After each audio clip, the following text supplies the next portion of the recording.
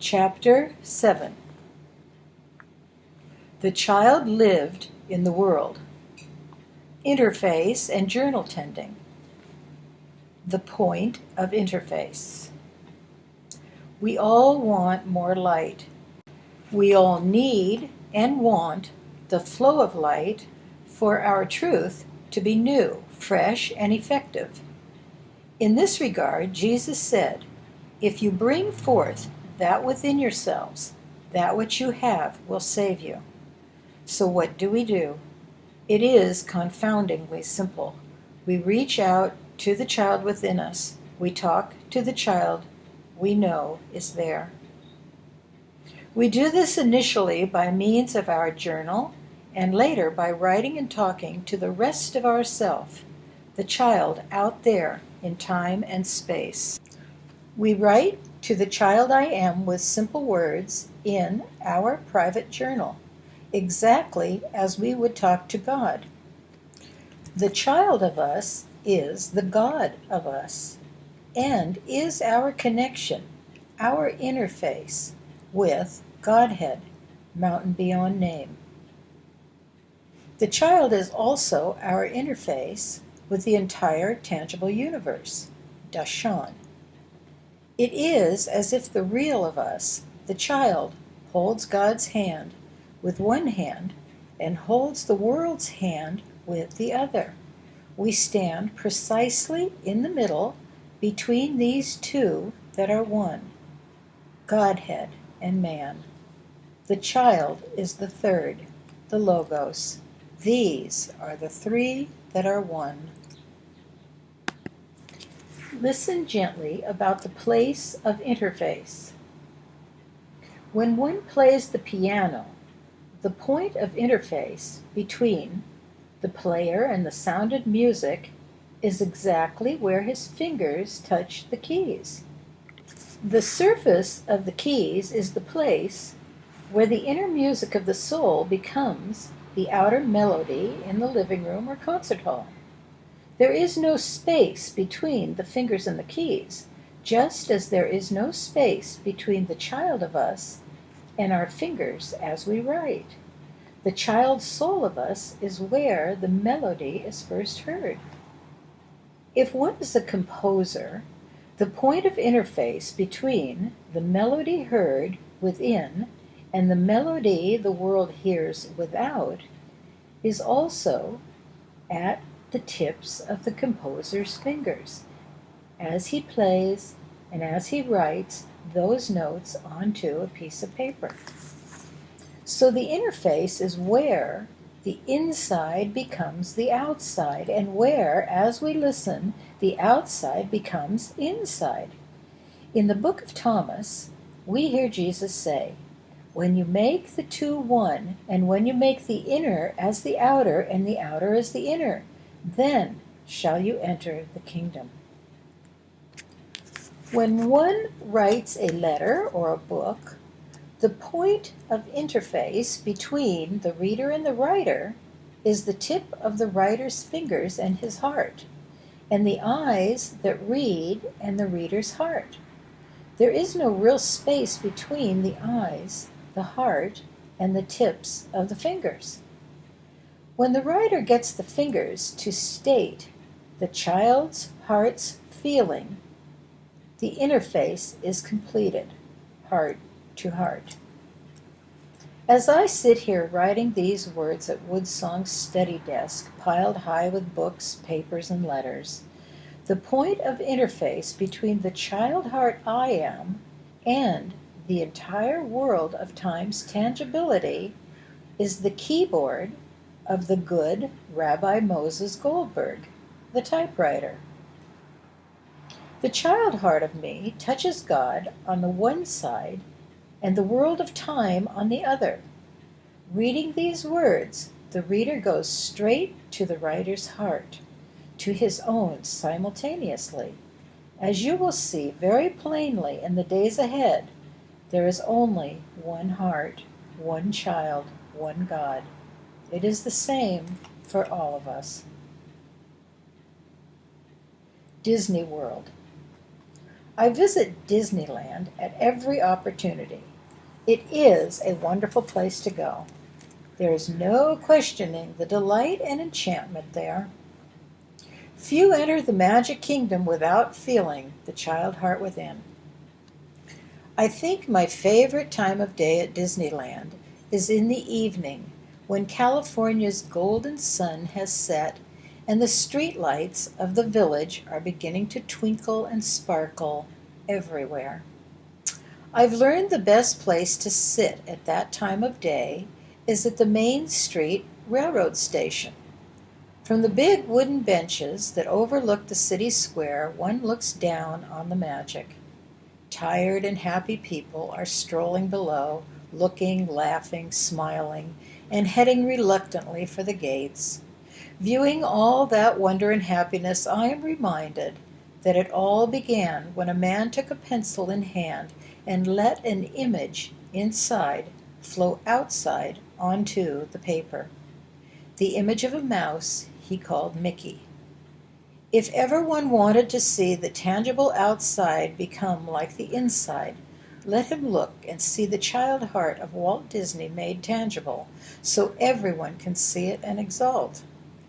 The dream began in the heart of the child man, but the tangible Disneyland in time and space began at the point of the pencil. As I write this, I am there. Such is the magic within us. The direct route to the child within. Certainly, the most direct route to the child of us is to pay attention to our words and thoughts. We do that best by actually looking at some of those thoughts we have written. Just as there is magic when the audience listens to the sounds in the concert hall, the child's interface with the world, so there is tremendous magic when, listen carefully, as we turn the process around to discover the child and its interface with reality. Metaphysics and religion, as they have developed in the world, have been woefully inadequate in showing us how to make this turnaround. There is as much doing in this inner reversal as in its outer expression. Wing and the music of the rhomboids. Han told the story of Wing, the famous musician of Dashan. Wing's music was known throughout the world. To reward him, God allowed Wing to hear the sacred music of the rhomboids for 3 entire evenings. A melody so enchanting it brought the fields and meadows alive and caused the trees to dance. But Wing didn't write the melody while he still remembered it. He felt certain he could never forget such a wonderful song. But before Wing could write the song onto parchment, it had flown from his head. When the king asked why he had not written it before it was forgotten, Wing replied, "Everything is in my head. The whole world is within this awareness I am, so it really isn't necessary to write anything." The king had Wing's head chopped off. The cynics said, "The world was in Wing's head, and now Wing's head is in the world." If Wing had made the effort to write the insight, it could have been heard by everyone, said Han. Yes, we write our insights before they are forgotten. Then we live them. Then we tell them to others who see us living them. Why journal tending? I don't like to write, Sam. It is difficult for me. I write rotten letters, and I don't have the time to learn how to write well. I'd rather read. Why do you stress journal tending so? One doesn't have to write well to keep a journal of his thoughts, of his glimpses and glimmers. No one is going to read it but the journal tender himself. When one understands the secret of spiritual input and output, and few do, he realizes that writing well isn't important, but the mode of mentation, that writing requires is important, and once one is comfortable with the mode, he can maintain it, whether he is writing or not. Journal tending is fundamental. Writing is a discipline that engages and utilizes the flow of life. It is the flow from the ineffable through consciousness out into tangible words that does the good work for us in the world, not necessarily what is written. The flow is the thing we want to get going again. The flow completes the interface, top to bottom, inside and out.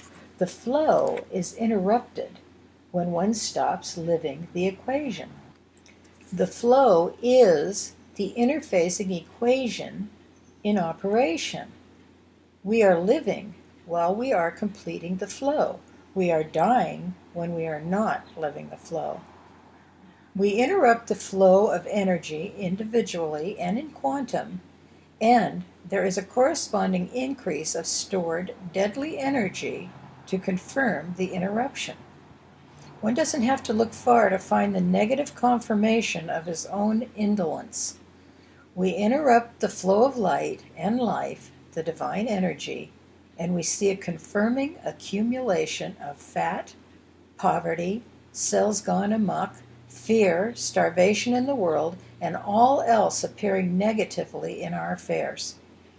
We become conscious of the flow again, living it to the best of our ability, and the flow gives us the most wonderful things to see, feel, and write about. Writing our glimpses of good is a sure and certain action that sparks the flow of light and life in our subjective world. Inside, outside, outside, inside, the child's interface. Nothing, absolutely nothing, is more important than the following. In all existence, there is a flow involved.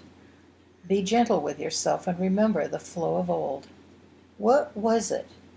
When we were children, we interfaced with God and the world freely. Our imagination flowed without restraint into the world of people, places, and things. By the same token, the world of people and things flowed freely into the child. We saw a frog outside, and presto, the imagination was off and running.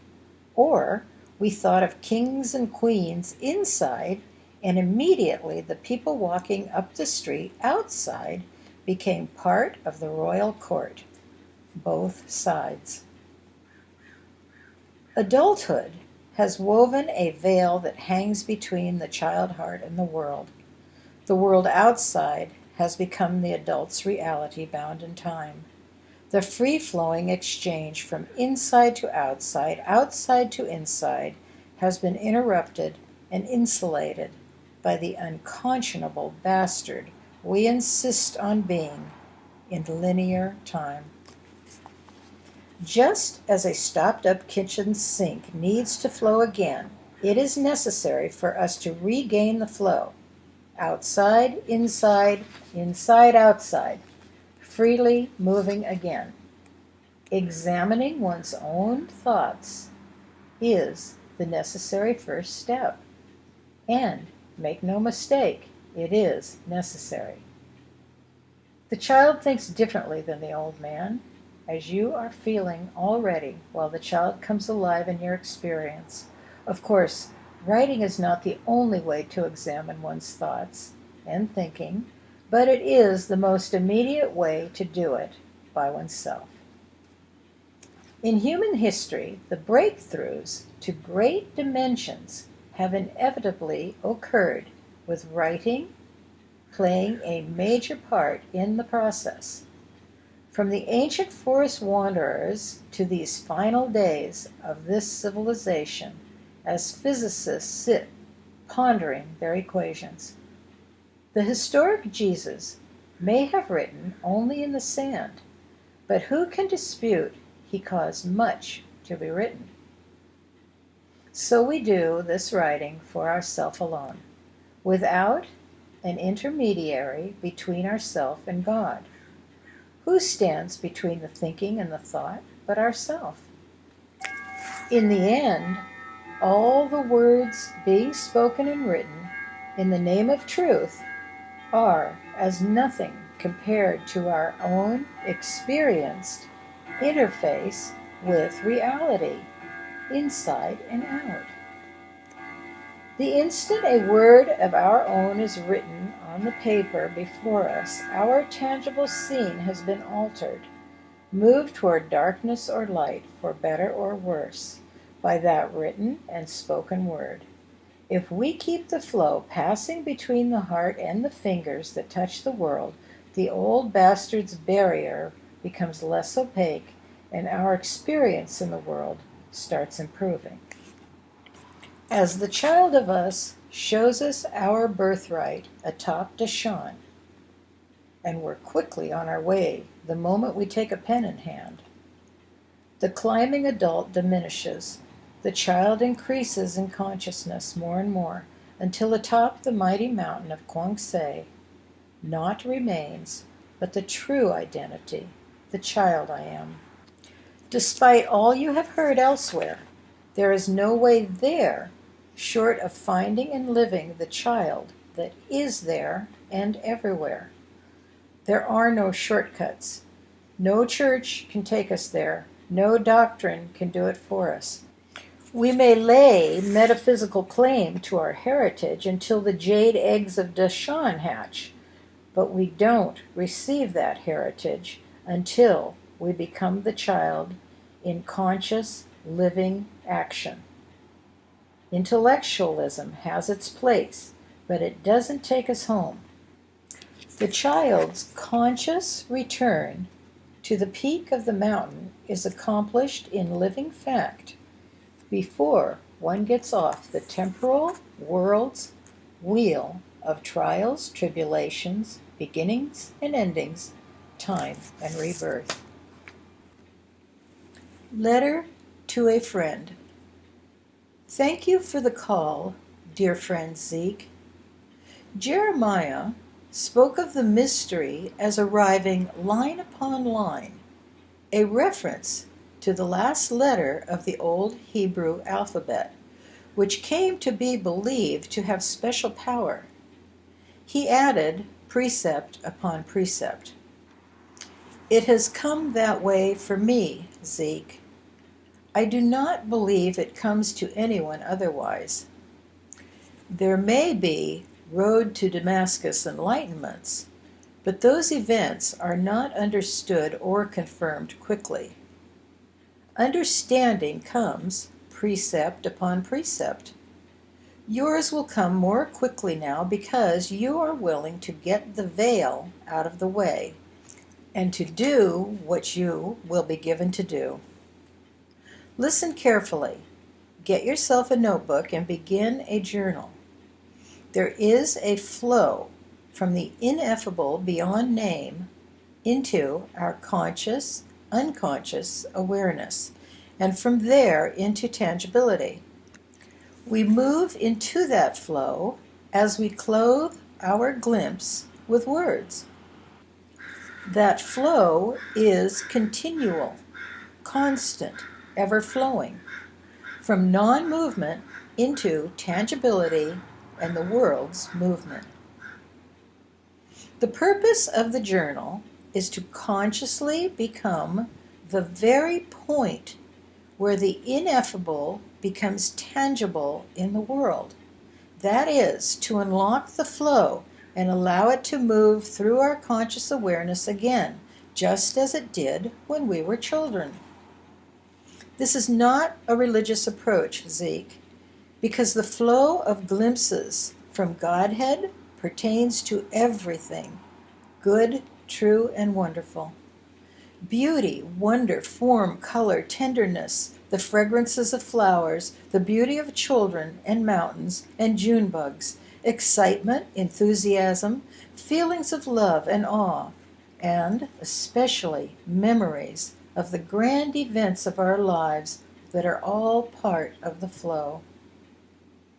Mark a section of your journal glimpses and begin making a list of all the notable glimpses you have had in your life. Glimpses of what? Nothing complex here.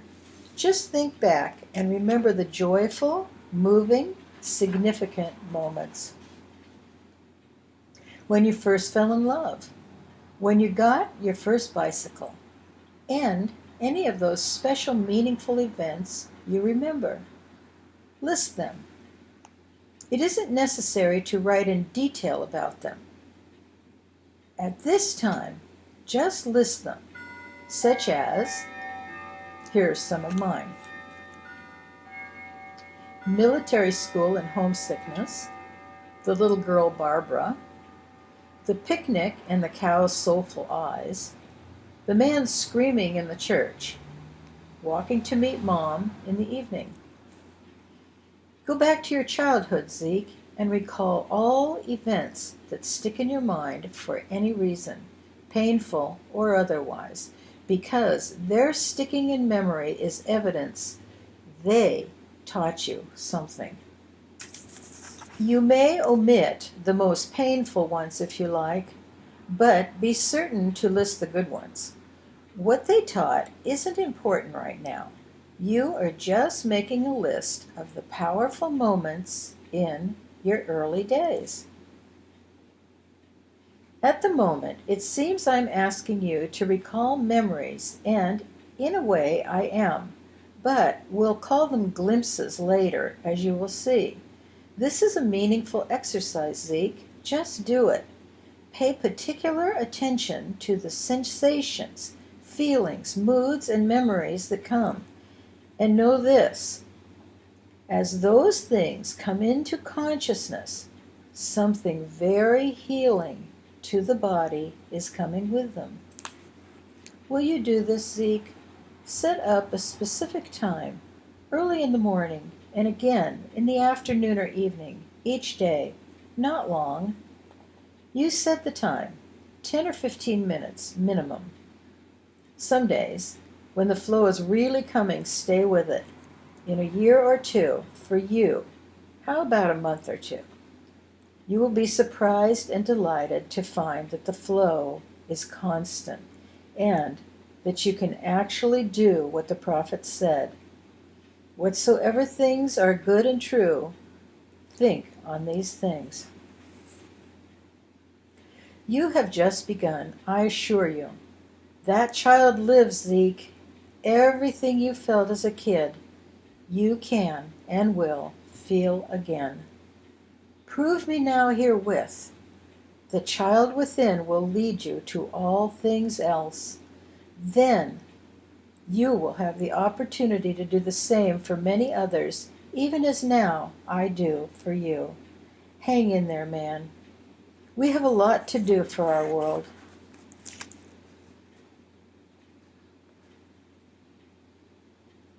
The mode. I can't remember when or why I began using the term journal tending, because it really isn't that. It is more a jotting down of thoughts as they come, or an examination of one's own thinking. It is very often a conversation between me-sense and the self within. For many years, my journal was a shirt pocket and a dresser drawer. Whatever words, phrases, or sentences came were jotted onto whatever was handy. Old envelopes, receipts, grocery bags. These bits and pieces were emptied into a drawer each day, and it was many years before the activity was even half organized. The reader, however, is not being asked to do an effortless thing either. It does take time and a small effort to sit down and ask God a question, and then to be still and listen for an answer. When we talk to friends, some slight, momentary attention is necessary to select the right words to describe the antics of our dog romping in the autumn leaves just raked. But we do that almost effortlessly. No more effort than this is required for keeping a journal, as I propose doing it. Just remember, it isn't what we write that matters half so much as the mode we put ourselves into as we write. Writing may be a discipline most of us don't enjoy because we can't write as easily as we can talk. And we are afraid to look at our results. But writing is invaluable because of the receptiveness it engenders. But, my friend, if you will take my word for it, at the moment, you will quickly find yourself with a remarkable something to do that will lead you straight to the child heart of yourself. Through the years, many have told me that writing was the last thing they would ever do. On my desk this moment there is a letter saying, "If writing is required to discover the truth, I'll never know the truth." Yet, I've seen those very people becoming living lights in the world, some of them publishing books. Not everyone who keeps a journal will write to the world, yet not a single one who writes a word, even a word on the back of an envelope, can keep from changing his experience by that very word. There is a mystical truth in the saying about the web of interrelatedness. When a leaf falls to the earth, the universe is shaken. Just so, when one writes a single word, the universe is shaken. That is a fact which I will prove momentarily. To this point in the book, we have talked about, number 1, the child within, number 2, the power of glimpses, and number 3, journal tending. The journal has been introduced early because we will use it to get back to the essential child and its glimpses, without which one is not living. Let me repeat. The power of the journal doesn't lie in the words written in it, but in the mode of consciousness one falls into as he writes. That mode of mentation takes us to the child, and the child brings us the glimpses. We smash the barrier between the old man and the child. It is essential that we make a conscious connection with the child. Why? Because the child interfaces with God. Imperceptibly, we let go the we and become the child. To the utter amazement of ourselves, bit by bit, we let go the ego climber and its fictitious interface with God and the world. This doesn't happen overnight, but once we know we are looking for the very child of ourself, the pace quickens dramatically. There isn't a person in the world who can't begin this marvelous transformation at once. We come face to face with the child and are transfigured. Never mind what seems to be going on with the physical body, its age and condition. The transformation is a marvel, not unlike the butterfly's emergence into the light of day after its dark night in the binding cocoon. The child's interface with the real world is no less dramatic than the butterfly's view transcending the blind worm on the quaking leaf. It is infinitely more beautiful and fulfilling than the old man's counterfeit connection with his world. The material world is seen for the insubstantial image of image it is. The material world is also perceived for the purpose it serves, to confirm God's allness. When the child is finally found again, we become aware for the first time in our lives that the interruption wasn't and isn't bad, no matter how terrible the human picture, and we find that the human saga is a wonderful, necessary part of the plan. Nothing about the human experience has been happenstance or outside the perfect plan of the One. About the unreal nature of matter. Strangely, for all our professings the unreality of matter, seekers of truth are often the last to understand this tangible world which is subjectively within us, flowing out of us, so to speak. Religious objectivism, metaphysical subjectivism, and human science would shake the gates of heaven to understand why matter seems so persistently real despite its holographic nature. But without the child within, no one can solve this problem. The child's mysterious balance and equation allows us to understand. There is a parable of a woman carrying a jar of meal on her back, and when she gets home, the meal has leaked away and the jar is empty, meaning the weight of the world, the monkey on the back, the human values have imperceptibly slipped away to be replaced with knowing. Action, not study. We start our journal and begin the conscious interface with the child immediately. We don't read about truth forever as though it is perceived intellectually by sitting with a book in our hand. The return to the child, to feel the child, is an actual doing which we can and must experience for ourselves. Our correspondence with one who has found a measure of the child of himself can be marvelously helpful. The words of this book must now go beyond the discovery of identity to the child's declarations and revelations themselves. But the reader should understand that all that follows from this point, in this book and in one's life, necessarily has two sets of interpretations. The first is made by the old nature of us, the climber struggling to find identity.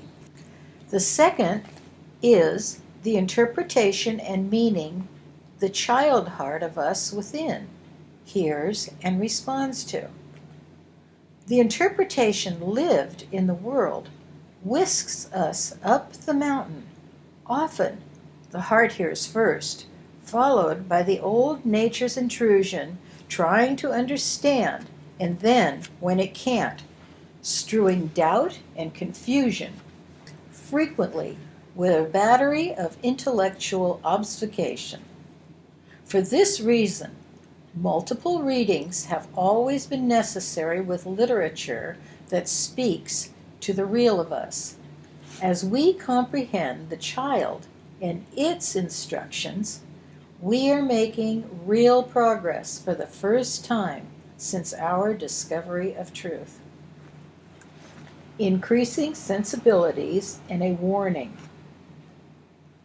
Finally, there is another matter the reader must understand concerning the discovery of the child. As the child's leadership becomes real to us, there comes a remarkable, sometimes astonishing, return of sensitivity. Line upon line, precept upon precept, we begin to feel again. And for many of us, it will be the first time in years we've felt so clearly and strongly about anything. You are likely feeling some of this increase now already. An important word of caution here. The delights of this returning sensitivity can be, and will try to be, as heady and misleading as were our involvements with the world. Many years ago, I knew a lady who found the child of herself.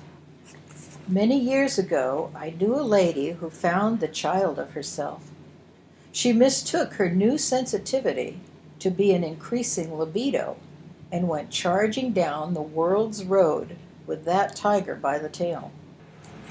At this stage of our search, we shouldn't need to be told how powerful, broad, and deceiving that trip of sensualism is. We must not be swept aside or off the mountain's edge because of the grand increases of feeling that come with the child and its new vista. Not just sensual feelings, but all the sensations of unbound youth.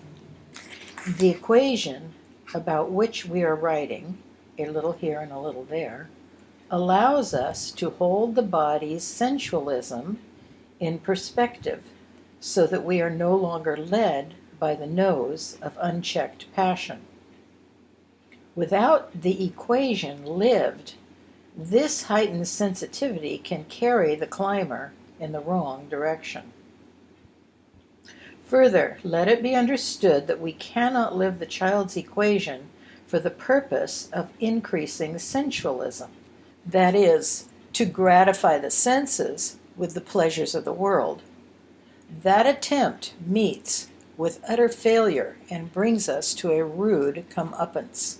What selfish human intention gains, that same intention destroys, and more.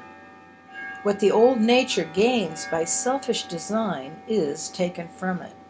Nothing from nothing, a state more miserable than before.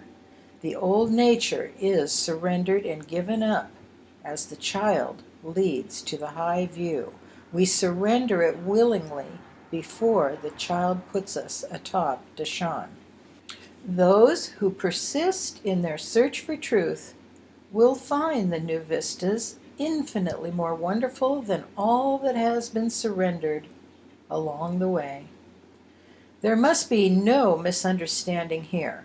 There is no way to hold to the human pleasures of the old man's linear world while acquiring those of the child's. Strangely, it takes metaphysicians longer to understand this than it takes ordinary folks. The child's new world includes the lesser worlds to infinity. In the end, we have lost nothing but illusion and its deceit, but we have found identity and gained dominion. Therefore, we don't hold back in the human scheme of things. Unlike Ananias and Sapphira, we are willing to let go everything concerning the old nature. What comes with the higher view is infinitely more. A weighty puff. He talks about a growing sensitivity, says Mary. Yes, Lee replied, our sensitivity returns. But I'm too sensitive now. I'm not sure I want that. Oh, well, he means the good things, Lee said, touching her hand. We settle into a balance first, where the old sensitivities go away, our fears and dreads, our dislikes and terrors, leaving us. Then, out of the balance comes a return to the feelings we held as children, before we were programmed and desensitized. Mary sat pensively. What kind of feelings return? She asked hesitantly. Little things we've forgotten about. A smile covered Lee's face. I began to smell the grass again as I did when I was a boy. Very little things began to excite me again, like the sight of a deer at the forest's edge or a butterfly circling my head. Even my holly berries became red again. And you found joy in those things? The troubled lady asked incredulously. Yes, yes, and you will too. Watch and see. Dear God, I hope so, Mary sighed. A journal entry. A jay crying in the cold. There is something new to see every day, something to be learned, and sometimes it can be very wonderful. Awareness exploring the infinity of life, as old friend Alfred used to say. There is no end in this exploration of infinite being or to the joy it brings. A jay came to the feeder in the holly bush a few minutes ago on this very cold January morning atop the hill. He let out his piercing screech to warn away others who would dare intrude on his private stash of midwinter goodies. "Screech? Squawk?" he shrieked, not 10 feet away from the keyboard of my typewriter tucked warmly behind the steady window overlooking the holly bush. I looked up, as who wouldn't, just in time to see a backlit, top-knotted jay's head discharge its noise. With each squawk came a big puff of steam. Now, in all these years of bird loving and watching, I've never seen their tiny breath.